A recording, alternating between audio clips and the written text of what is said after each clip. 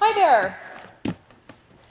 Today, I would like to help us readjust our views on what inclusivity truly is. Specifically, how to understand the invisible and rethink what we societally view as normal. Typically, we are told to love our quirks, love our bodies, and just be ourselves. I can guarantee you probably have heard it at some point in your life. And these ideas are the tenets of the body positive movement. And I am in no way trying to negate any benefits that have occurred as a result of this movement, but as I've grown up, I felt that it's left out one key thing. Now today, you can look up someone and find someone who shares your same insecurity, but is no longer insecure. And that builds amazing confidence. But what happens if you have an insecurity that you just can't see? And that's what I want to do here today, is help people realize how to include people when you have an insecurity that you just can't see. It is no surprise that us humans are very visually oriented. We remember things by writing them down on a list or note cards. Or perhaps maybe we just take pictures. That way we can remember our family vacations and all the great times that we've had. This is also a common example for why atheists don't believe in a higher power. They can't see a God, therefore God does not exist. It's the same reason that people do not believe that COVID is as severe as we are led on to believe.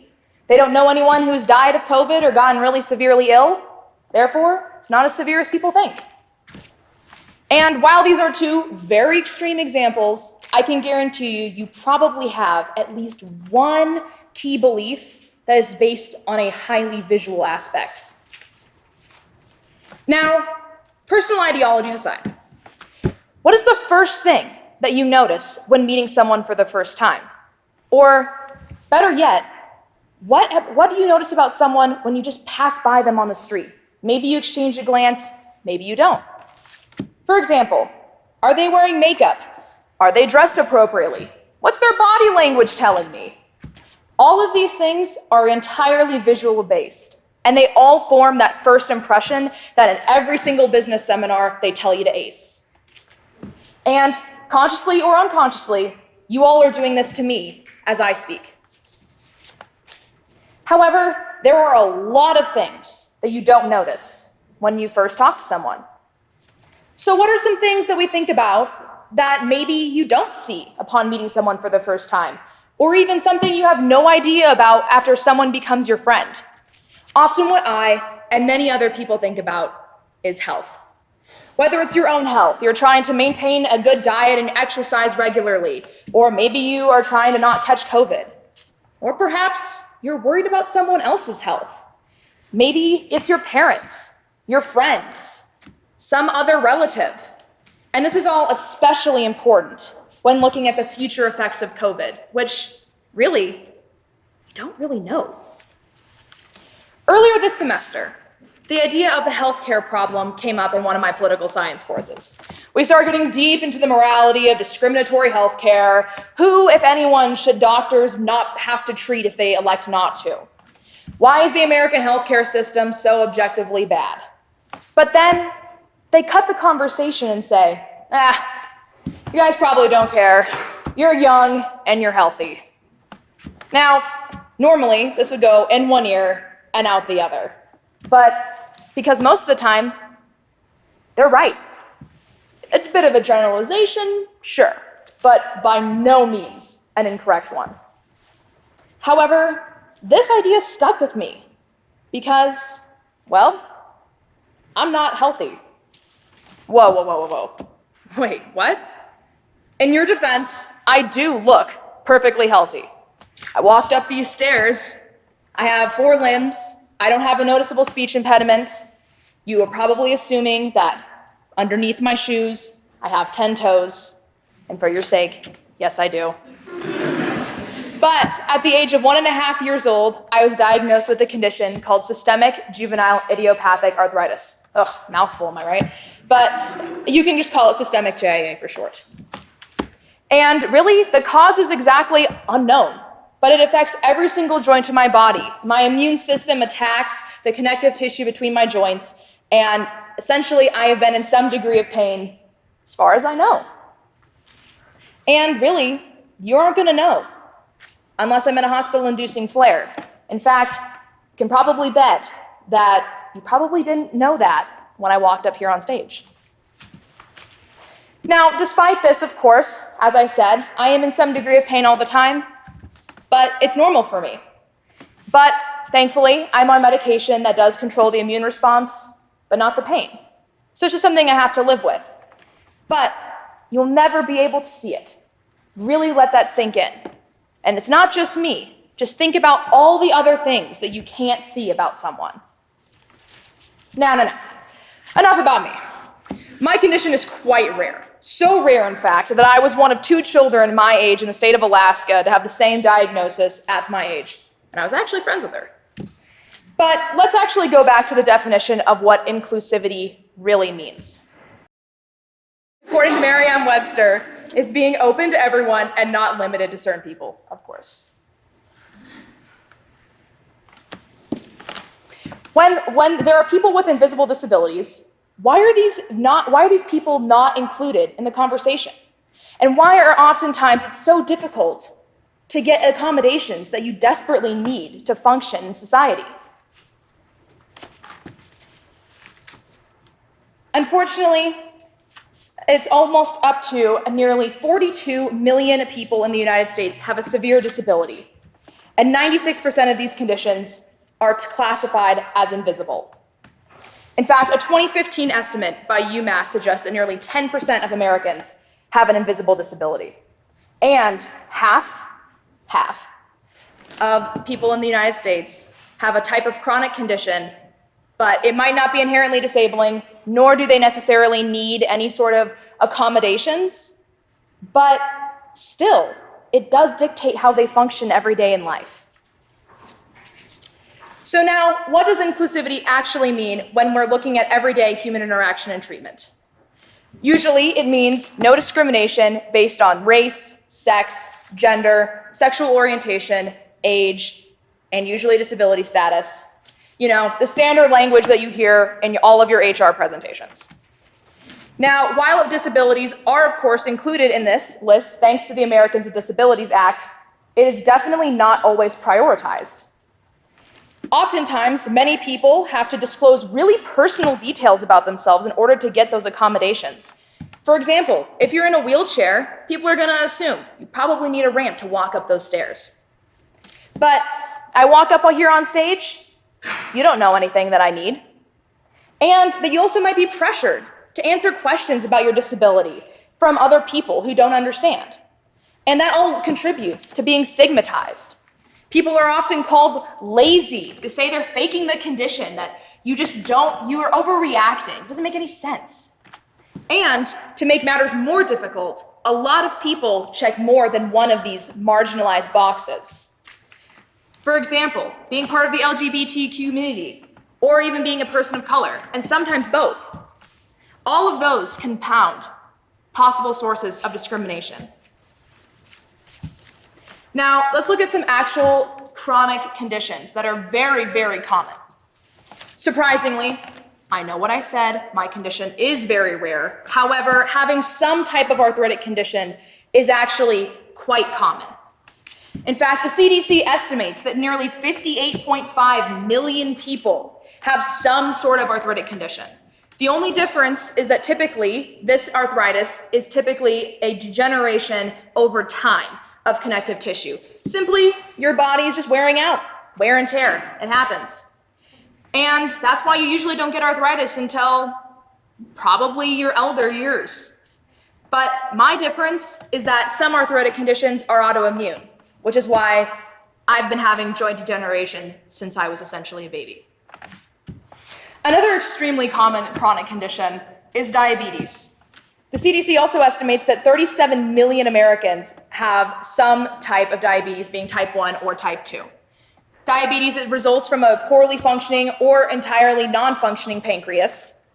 And typically, over 90% of people have type 2, which results from lack of exercise, poor diet, environment. But type 1, which is more rare by large margin, typically results from more genetic compounds, autoimmune, insulin resistance, or sometimes it's idiopathic. We really don't know why people have it. But by far the most common chronic condition or chronic condition grouping is just the broad range of psychiatric disorders. Nearly 68 million people in the United States are affected by some type of psychiatric disorder. And within that includes depression, anxiety, post-traumatic stress disorder, or PTSD, bipolar disorder, schizophrenia, borderline personality disorder, BPD, ADHD, and much, much more. Of course, all of these conditions are varying and they have myriads of symptoms and effects and treatments, but that really doesn't matter because all of it is really just in your head, just the way your brain functions. And unless you are acting out, even then, odds are no one's gonna know what you have unless you disclose it. And it goes the same with both diabetes and arthritis, and perhaps other conditions that I haven't listed. Anything that has internal symptoms can't be seen. At most, if someone has diabetes, maybe you'll see their insulin pump when they lift up their shirt a little bit. But not everyone even knows what that is either. So now, let's return back to COVID-19. I know, you guys really want to hear more about that. But we are well into the second, if not the third year of the COVID-19 pandemic, and although we have come very far in terms of research at such a rapid pace, we really don't know how it's going to affect our future generation, and especially those who have been infected once, twice, sometimes even 3 times. Some people even report what has been termed as long COVID, where their symptoms last for months, or in some cases, years. And some of those symptoms that people are reporting include heart palpitations, brain fog, just general fatigue, and much more. Now, looking at the symptoms of long COVID and looking at how it's affecting some people who've gotten it much earlier, I can foresee that we're probably going to see these numbers for these conditions, as well as a host of other conditions, increase drastically in the next 10, 20, maybe even 30 years down the line. Which is why a conversation like this is more important now than ever. So now what? We've really addressed exactly how prevalent invisible disabilities truly are, and we've really given an explanation as to why you don't really see the invisible. Why? Because they're invisible. Now, really, it's quite hard to understand if you're not personally affected by it. I mean, if I didn't have what I have, I wouldn't understand chronic pain. I wouldn't understand chronic fatigue. I wouldn't understand depression, anxiety if I didn't have anything that I could relate to anyone with. And really, because all of these conditions are so different, and they affect people in so many different ways, it's almost impossible to accommodate everyone. For example, an accessible door. It'll probably help someone who needs a wheelchair to, get in the door, but it's definitely not going to help someone who's depressed. And something to keep in mind is accessibility and inclusivity is more than just, a little auto button that sometimes works, or signage that just says that it complies with the Americans with Disabilities Act, but really, does it really? So, how do we address the problem? Educate yourself by listening to the stories of affected people. So, congrats. You've done this already. You've started the process. You are listening to my perspective, being someone who's chronically ill, but I definitely don't look it. I definitely do not look like when you picture someone who's disabled, I'm probably the last person you'd picture. And by being here and by listening, and just by listening to other experiences, you are helping to address the social stigma surrounding people with invisible disabilities. People are often called lazy, lying, they're saying they're overreacting. I myself have been called these multiple times by adults, by employers, just by people, and I'm only 18. So you can imagine someone who's had a chronic condition all their life, how much they've been told this. And all of this leads to just you being really intimidated when you ask for accommodations, because it kind of feels like you're using the system, am I right? But when it comes to you as an individual, if you're not chronically ill, if you're not affected by any of these conditions that I've listed, or you're not affected by some other invisible condition, how do you start? This is all a really big issue. If someone says they're disabled, believe them. Disabilities look a little different on everyone. And despite what our eyes say, you need to validate someone's frustrations or needs when you're told about accommodations or disability status, because that is such a deeply personal thing for someone to share with you. And we actually have to do it. We can't just say it. We can't just say, oh, we love everyone. Oh, we're going to include you. Oh, don't worry. It'll be okay. But then the second that someone says, hey, maybe I need a little extra time on this because I have a learning disability, or maybe, hey, I'm going to be late because the elevator's broken and I have to wait until they fix it or something like that. Something you can't really foresee. So that is when you, the individual, come in. Not just say it. Ensure everyone is truly accommodated.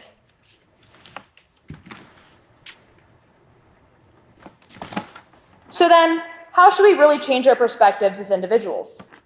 Because of course, here are the solutions, but how exactly do we change it? Well, by ignoring people's perspectives and experiences, it all contributes to erasure. It leads to othering, which is something that anyone who's already dealing with a disability definitely doesn't want to deal with on top of that. It's quite exhausting. And remember, we are all human, despite our difficulties, despite our imperfections. And this is all a learning process.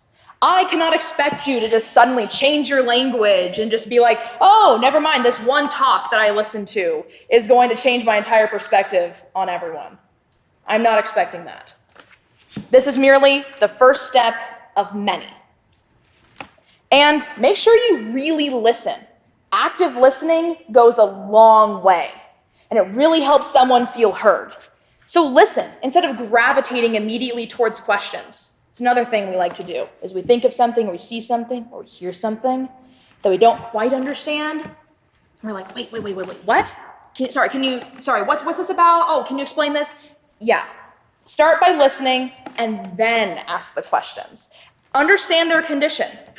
Ask the person to kindly elaborate, or go and do a quick internet search. Because just like the body positive movement, you can find someone who has an insecurity that you can relate to.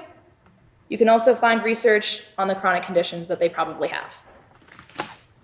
Now, in a very few set of isolated cases, it might be appropriate to ask if they need accommodations or if they need any assistance, but use caution with this. Do not gravitate towards this immediately. Now, finally, a message for anyone with a disability, being it seen or unseen. Remember that you and your experiences are valid nonetheless. It doesn't matter how you look. It doesn't matter how you feel. It doesn't matter how many medications you have to take. All that matters is that you deserve to be heard. Use those accommodations that are provided to you. You are not abusing the system by using accommodations that are provided to you. And remember, if you're not being treated fairly, if you're being discriminated against, in most workplaces, that is entirely illegal. You cannot be discriminated against because of your disability status. This is a group effort. This world will only become more inclusive if we stop placing blame on one group. This is no one's fault. No singular person, no singular group just said, you know what? Today, invisible disabilities, because they're invisible, they don't exist. No one has said that. This is a message of strength in numbers and unity. We all must work together and remember that we are all more than what we can see. Thank you.